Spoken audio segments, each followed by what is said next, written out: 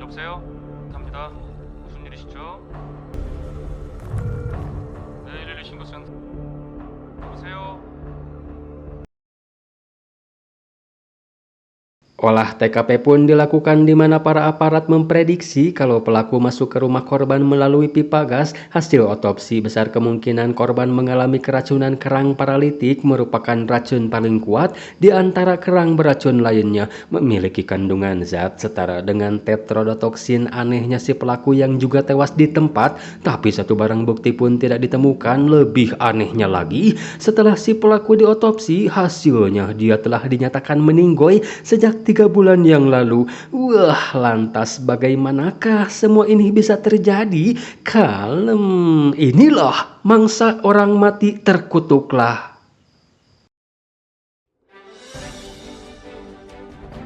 Di sebuah stasiun radio CAS, kedatangan tamu spesial yang tengah viral bahkan melebihi Gami Simmer merupakan seorang direktur dari sebuah acara urban detektif yang telah menulis buku berjudul Execration dan saman. Dia bernama Im Jin Hee, namun lebih senang disebut dengan sebutan Reporter Im. Jadi Reporter Im ini salah satu orang yang sangat percaya akan adanya kutukan, bukan tanpa alasan atau hanya sebatas keyakinan saja, melainkan berdasarkan pengalamannya selama 12 episode di series yang judulnya masih sama dan hanya ada satu season saja, mengacu pada salah satu cenayang sakti yang sangat dikenal dekat dengan si Im. Salah satu kutukan andalannya dia tuangkan ke dalam buku karangannya, yaitu kutukan pembangkitan orang mati. Si Im menjelaskan kalau kutukan tersebut bisa membunuh orang tanpa menyentuh karena menggunakan mayat sebagai senjatanya. Namun sayangnya netizen berkata lain. Kolom komentarnya dipenuhi dengan hujatan karena si cenayang tersebut telah menghilang sehingga si Im tidak bisa membuktikan kebenaran kutukan tersebut. Si host radio ini pun sangat berharap kalau cenayang yang dimaksud sedang mendengarkan acara ini. 여보세요. 여보세요? 아, 예. Tapi eta saucap nyata, entah ini cenayangnya atau bukan. Namun saat sesi telepon berlangsung, dia mengingatkan tentang insiden pembunuhan yang dilakukan oleh mayat baru-baru ini, di mana si penelepon mengaku kalau itu adalah dia yang melakukannya. Seraya ngajak ketemuan dengan Reporter Im untuk melakukan sesi wawancara pukul 2 siang di tempat yang sudah dikirimkan secara pribadi pada WA-nya si Im. 그 인터뷰를 많은 사람들이 봐주셨으면 좋겠어. Si Im pun langsung kembali ke kantor, tapi sebelum itu di kantor ada anak magang baru bernama Jesse sebagai juru kamera. Setelah itu si Im menemui si Kim Pil Sung untuk menanyakan perihal data korban pembunuhan pada wakil direktur malam itu. Agak terkejut karena kasusnya sama seperti dengan kutukan yang ia tulis, dan setelah menelaah si pelaku terdapat identitas yang belum dikonfirmasi pihak berwajib dan sebuah tato aneh pada lengan si pelaku. Si Im pun berasumsi kalau itu adalah tato kutukan. Namun supaya lebih jelas lagi, si Im akan menghubungi Profesor Tak Jung Hon. Si Kim Pil mendapat informasi dari juniornya tentang seorang cenayang yang sedang melakukan ritual pengusiran roh, di mana cenayang itu masih misterius tapi mengingatkan mereka pada seseorang yang mereka kenal bernama Sojin. Secara tiba-tiba, suami si Im bernama Ketua Sung Jo-on datang. Ceritanya dia baru naik jabatan menjadi ketua detektif. Mendengar berita akan adanya sesi wawancara, minta istrinya supaya tidak melakukan itu karena ini bukan kasus biasa yang bisa membahayakan nyawanya. Namun dikarenakan si Im yang sudah susah payah mendirikan perusahaan ini merasa kalau ini adalah momen terbaiknya untuk bermanuver, si Sun Jo-on pun akan mengizinkan jika sesi wawancaranya diawasi langsung oleh timnya. 잘 가. 이거 지금 어떻게 해요? Singkat waktu, malamnya ketika si Im sedang ngeleeci kopi sambil nyocol kue Roma, dia teringat dengan sosok Sojin yang dimirip-miripkan sama Cana yang tadi. Jadi pertama kali si Im bertemu dengan si Sojin ketika sedang ditugaskan meliput kasus kekerasan yang melibatkan perusahaan IT terbesar bernama Forest, di mana si Sojin itu sendiri dia dirasuki iblis sehingga memiliki kemampuan santet bisa membunuh hanya dengan nama, foto, dan barang yang digunakan. Setelah kasus Forest selesai, si Sojin itu sendiri menghilang bak seseorang ketika kita akan parkir. Jika penisirin langsung tonton aja seriesnya dengan judul yang sama ya gengs.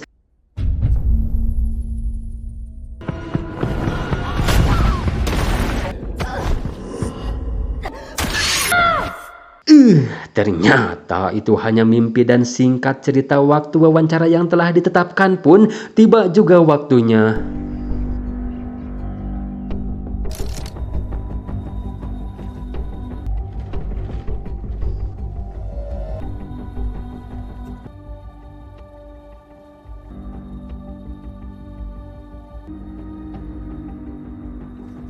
네, 팀장님 지금 한 명 들어갑니다.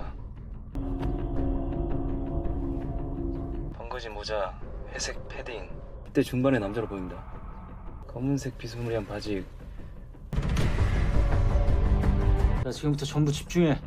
예, 알겠습니다.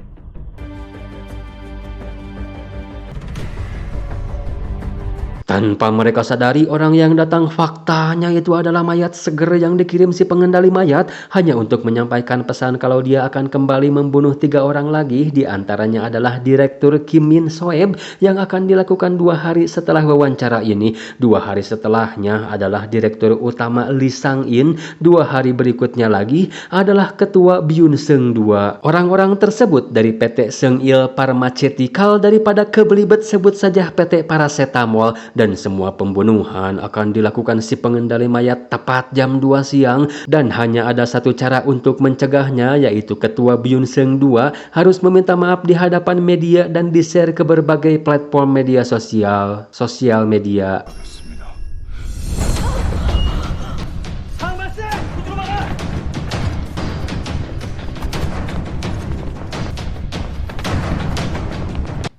박용우 씨, 칼 내려놔요, 박용우 씨.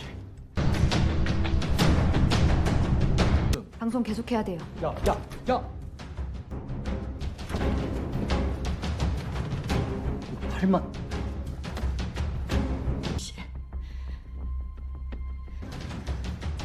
박용우 씨, 박용우. 지금이라도 멈춰.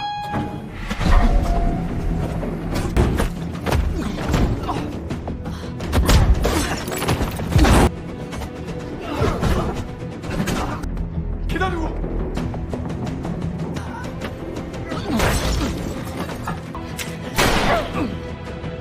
Peluru jelas tidak akan mempan pada mayat hidup, dan itu baru disadari si Im setelah melihat tato kutukan pada lengan si mayat. 버려! 움직이면 발 뻗다. 발 버려.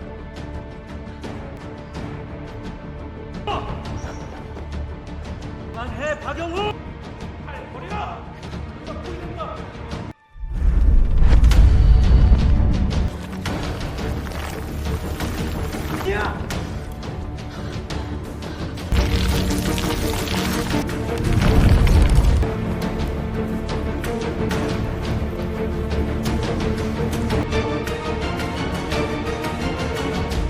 Dan beginilah suasana PT Paracetamol. Para petinggi yang melihat video rekamannya seketika mereka ketar-ketir, namun si Ketua Byun Seung 2-nya sendiri tidak sedang berada di tempat.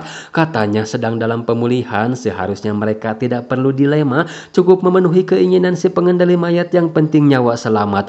Namun wakil direktur bernama Miyong merupakan anak Ketua Byun Seung 2 sekaligus pewaris tunggal PT Paracetamol, lebih memilih menjaga nama perusahaan dan sudah menghapus semua video yang tersebar supaya reputasi perusahaan tidak hancur. Lantas ada masalah apakah si pengendali mayat dengan ketiga orang tersebut? Entahlah, hanya tukang oskadon yang tahu. 변미영 상무님?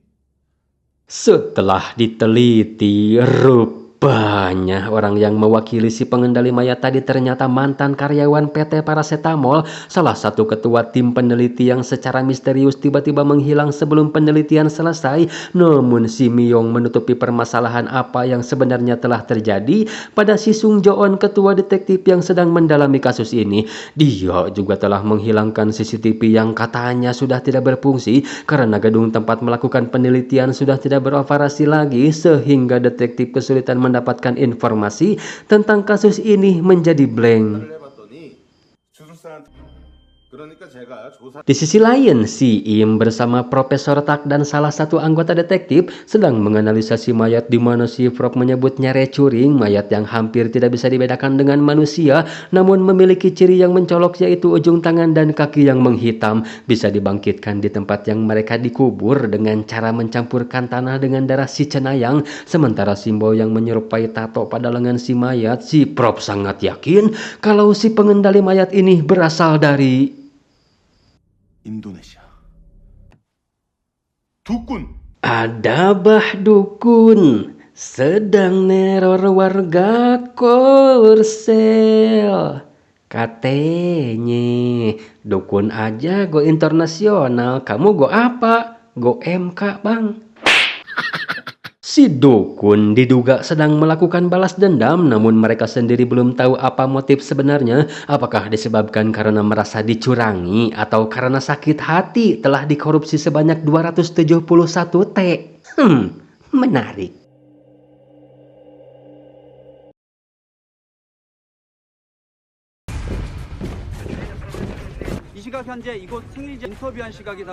Tapi sebagai warga negara Indonesia tercinta, jujur masih bingung apakah harus bangga atau nih gengs. Entahlah, tapi singkat waktu. Keesokannya, para petinggi PT Paracetamol mulai H2C alias harap-harap cemas meskipun seluruh penjuru gedung dalam pengamanan aparat, ditambah mereka dijaga langsung oleh ketua detektif, bahkan komandan pun juga langsung terjun ke TKP. Hal itu nampaknya tidak menghilangkan rasa hariwang yang sedang dirasakan para petinggi Paracetamol. Di sisi lain, seorang anggota detektif mendatangi seseorang di penjara. Dia adalah rekan dari si pembunuh yang di scene awal tadi untuk mencari tahu motif si dukun kenapa nyerang PT Paracetamol. Hal itu berbarengan dengan mulai munculnya mayat hidup di halaman PT Paracetamol.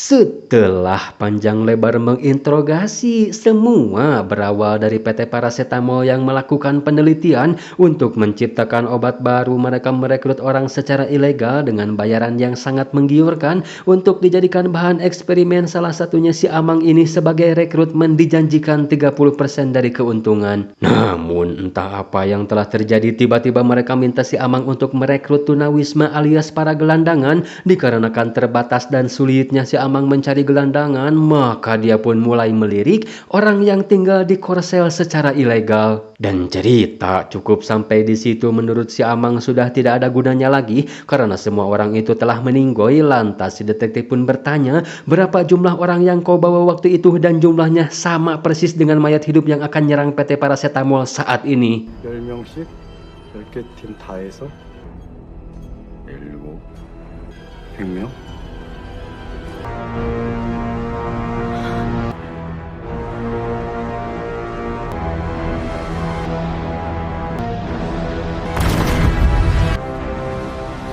우찬아, 저거 뭐야?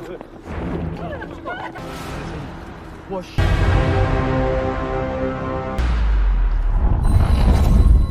저차 방어 태세 그렇지! 빨리!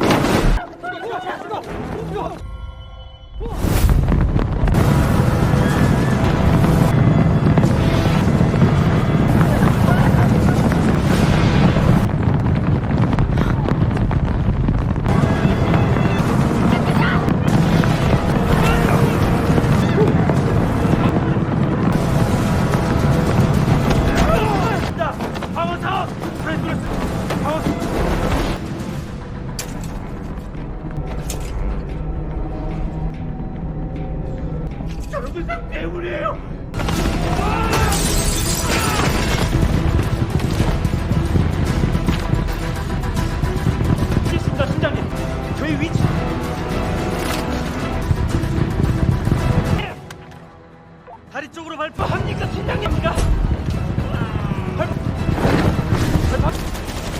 총에 맞아서 일어납니다. 팀장님.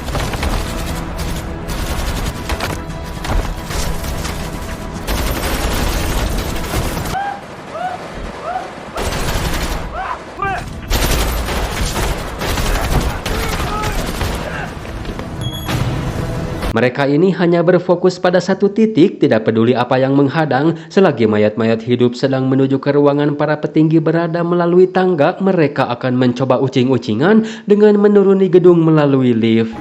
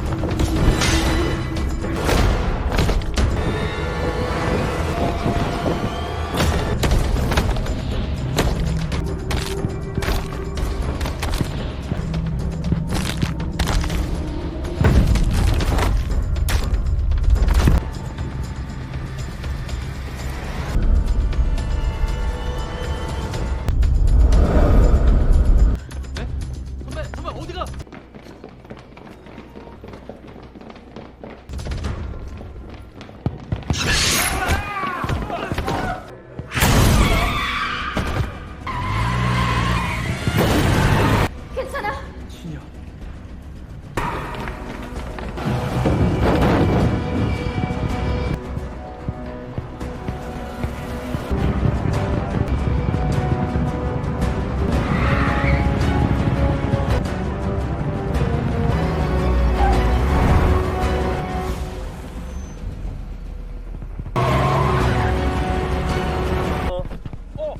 뭐야?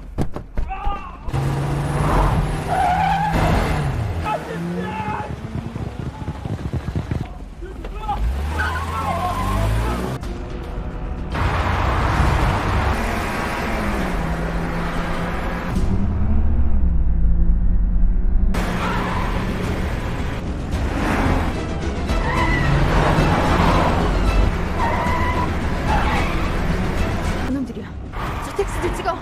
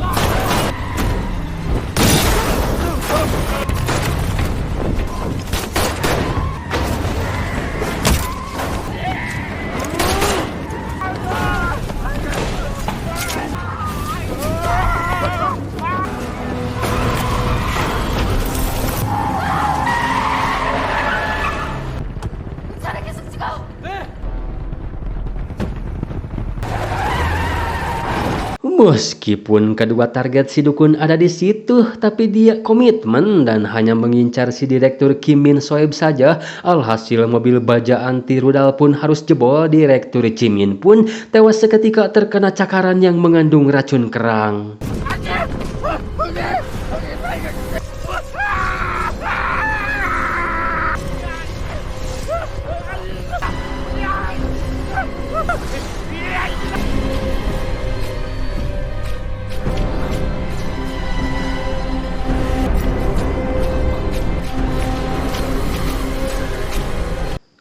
Wah, tapi eta kabar buruknya, si ketua detektif yang tadi mencoba mempertahankan si direktur, dia terkena sedikit ujung kuku si mayat.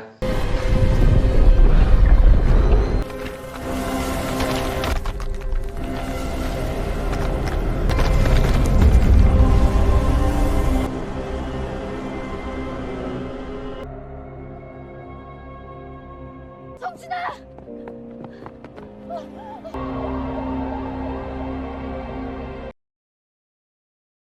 Begitu langkanya racun ini, obatnya pun belum ditemukan. Lantas bagaimanakah nasib ketua detektif bersama korban lainnya?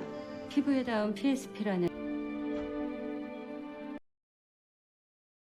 Scene beralih ke kediamannya Byun Seung II, pemimpin perusahaan paracetamol. Terlihat direktur utama Sang In ada di sana setelah melihat ancaman si pengendali mayat yang tidak main-main, karena 2 hari berikutnya adalah giliran dia. Si Sang In minta Pak Byun supaya menuruti keinginan si pengendali mayat, yaitu minta maaf di hadapan publik. Namun Pak Byun tidak bisa gegabah, semua harus atas persetujuan si Miyong, karena dialah yang akan memimpin perusahaan setelah Pak Byun pensiun nanti. Dan seperti yang kita tahu, si Miyong tidak setuju dan terkesan menutupi aib perusahaan, di mana si Sang In sangat yakin teror ini pasti ada hubungannya dengan penelitian, tepatnya korban-korban penelitian. Tapi si Byun tidak merasa bersalah sama sekali, karena katanya dia hanya menjalankan bisnis dan semua demi perusahaan, yang membuat si Sang In tidak bisa berbuat banyak. 가보겠습니다, 회장님.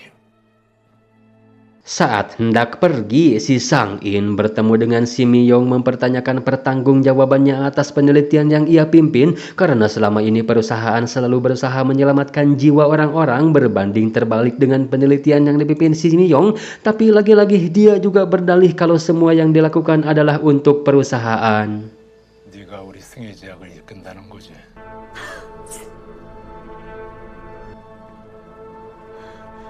Bisa jadi racun yang digunakan si pengendali mayat adalah obat gagal yang diciptakan PT Paracetamol, penyebab meninggalnya para rekrutmen ilegal. Salah satunya ada orang Indo dan kebetulan dari keluarga dukun. Begitulah hasil dari interogasi terhadap mantan rekrutmen, karena dia berkata setelah semua orang meninggoy datang seseorang misterius berpenampilan aneh, mengaku dirinya dari Asia Tenggara yang hendak mencari anaknya yang bekerja di PT Paracetamol. Satu-satunya cara untuk mencari informasi tentang si dukun adalah mengetahui siapa orang Indo yang menjadi objek tes. Maka dari itu mereka memanggil si direktur Sang In mewawancarai, dan sepertinya si Sang In ini sudah pasrah akan jadi target berikutnya. Dia pun membeberkan semua kebusukan perusahaan, kalau penelitian itu merupakan objek bersama dengan Imiriki untuk mengembangkan racun kerang yang sebagian besar bahan dasarnya adalah kimia.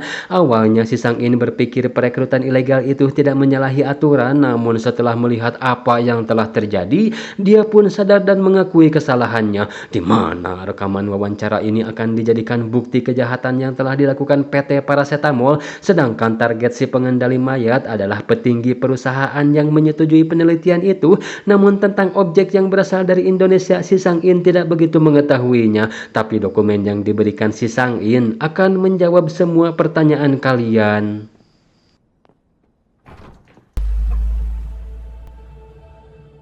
Setelah si Sang In pergi, reporter Im teringat dengan kata-kata si Prop tentang cara si dukun membangkitkan mayat. Mereka pun langsung mencari tahu kira-kira di mana mayat-mayat itu dikurebkan, dan setelah mengetahuinya, si Im ditemani oleh detektif Jo akan pergi ke sana, sedangkan sebagian bertugas mencari identitas si orang Indo, sebagiannya lagi akan mengabari si Prop Tak.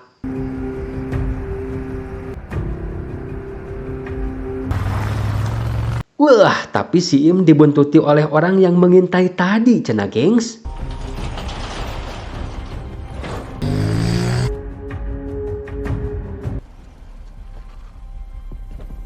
Di sebuah gedung terbengkalai milik PT Paracetamol, mereka berasumsi kalau mayat-mayat itu dikuburkan di sini.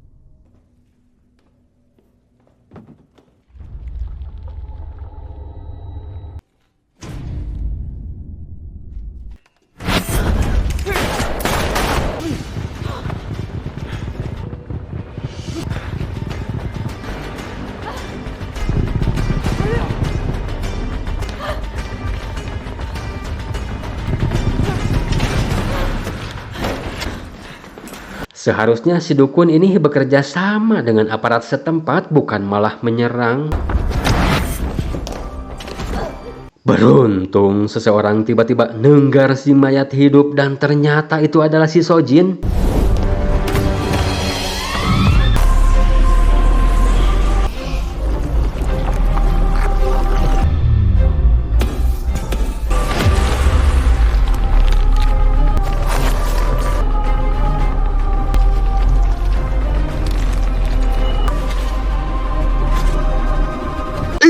Apakah ini akan jadi pertarungan antara dukun from Indo versus cenayang from Korsel?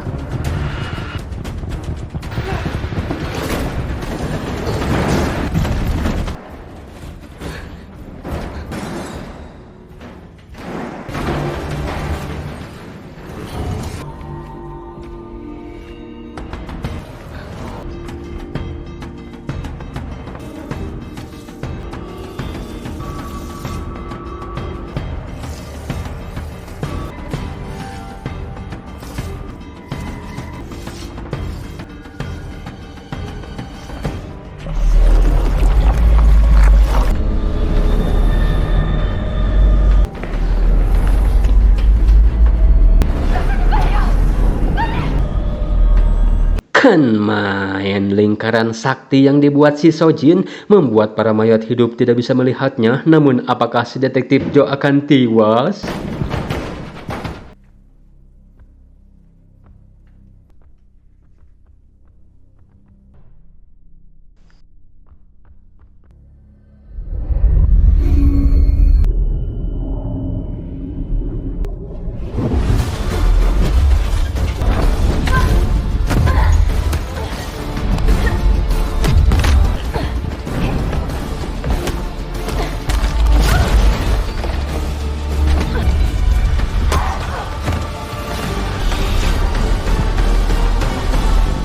네.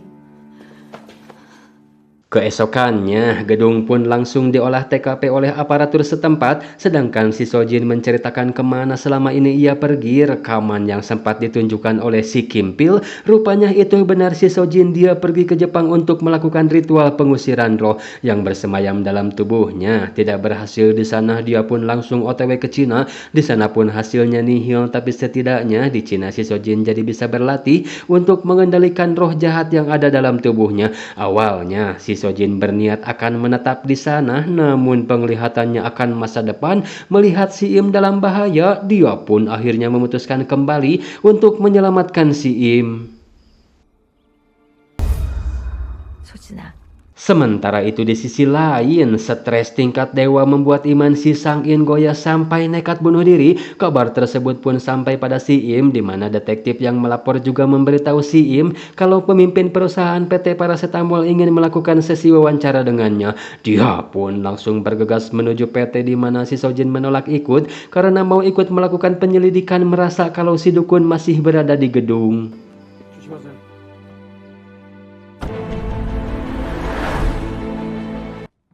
이쪽입니다. Saat sesi wawancara berlangsung, yaitu pengakuan dan minta maaf dari pemimpin perusahaan, di sisi lain 7 roh jahat yang bisa dikendalikan si Sojin mampu mengungkap di balik sebuah simbol yang dibuat oleh si dukun. 무슨 결계예요? 시각을 지우게 되면 진짜 맞습니다. Rupanya itu adalah tempat di mana para korban dikuburkan. Sementara itu si Kim Pil yang sedari kemarin mencari data korban orang Indo malah menemukan identitas si Jesse yang selama ini selalu bersama mereka.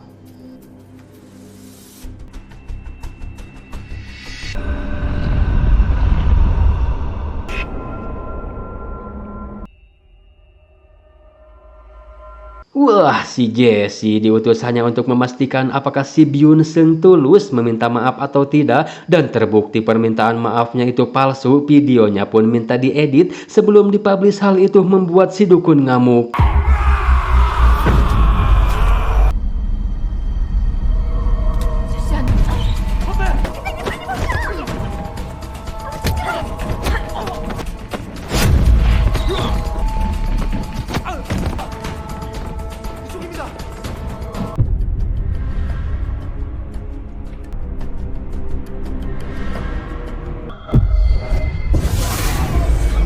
Beginilah sosok si Mbah Dukun, panggil saja Maman Abrug. Tidak ada yang bisa mendekat kecuali si Sojin, itu pun dia mendapat hadangan dari mayat-mayat hidup yang tersisa.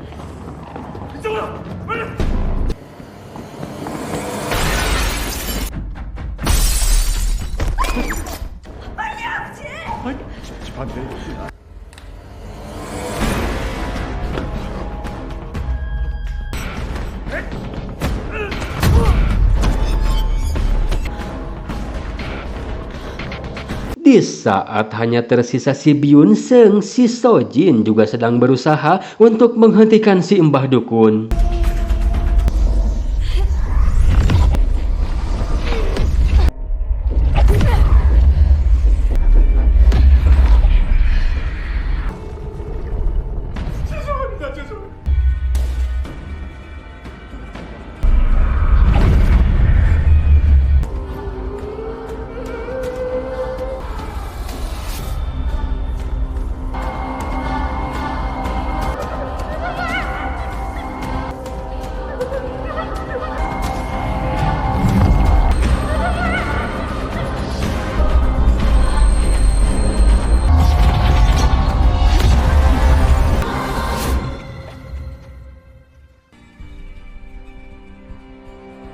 Berhasil menghentikannya, nampak jelas kesedihan si Mbah tak terbendung lagi. Tapi tiba-tiba saja si Sojin ngagoler. Kembali ke PT Paracetamol, si Byun Seung berhasil diselamatkan. Namun alangkah membagongkannya si Miyong, dia mencabut kuku si Jessie yang sudah dilumuri racun dan menggoreskannya pada kulit wajah ayahnya supaya racun bisa bekerja. Dia pun meninggal di ruangan tempat si Sang In bundir. 새로운 세상이 오죠.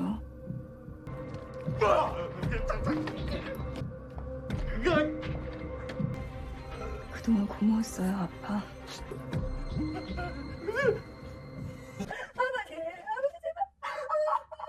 Bagaikan saksi palsu, si Miyong mengarang cerita seolah-olah mayat hidup benar-benar sudah membunuh ayahnya. Namun dia lupa sesuatu, mikrofon yang menempel di baju ayahnya menjadi saksi bisu atas perlakuan bejatnya. Dan itu tersiar secara live di akun medsosnya si Miyong.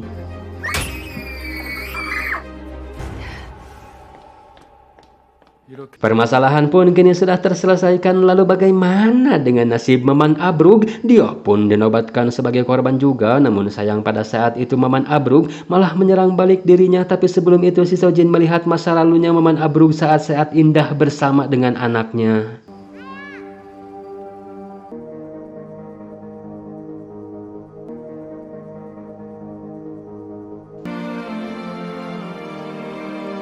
Ending yang sangat mengaduglajarkan, tapi di skor kredit ada seseorang yang sedang membuat sebuah simbol di mana seseorang memanggilnya dengan sebutan Seon Saeng Nim. Apakah itu nama atau apa? Hehe, not bad. Video terakhir di bulan suci, semoga amal ibadah di bulan penuh rahmat ini diterima dan dilipat gandakan oleh Allah Subhanahu wa Ta'ala. AB Channel mengucapkan minal aidin wal faidin, mohon maaf lahir dan batin.